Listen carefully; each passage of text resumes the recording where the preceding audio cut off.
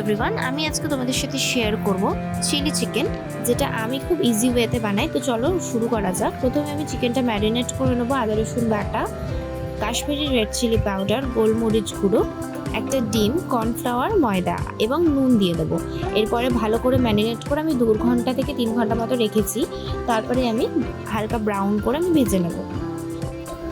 ভেজে নেওয়ার পর কড়াইতে সাদা তেল দিয়ে আদা রসুন কুচি আমি দিয়েছিলাম।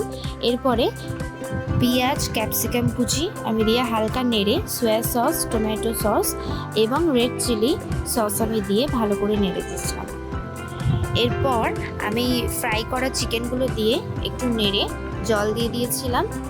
জলটা একটু ফুটলেই কাঁচা লঙ্কা দিয়ে দিয়েছিলাম এবং তারপর কর্নফ্লাওয়ারের সাথে জল গুলে আমি একটা বাটিতে রেডি করে ওইটা দিয়ে দিয়েছিলাম গ্রেভিটার জন্য। আর তোমাদের যদি মনে হয় যে নুন দিতে হবে তাহলে পরে অ্যাড করতে পারো, আমি আর একটুখানি দিয়েছিলাম এবং রেডি হয়ে গেল চিলি চিকেন। কেমন লেগেছে অবশ্যই জানাবে।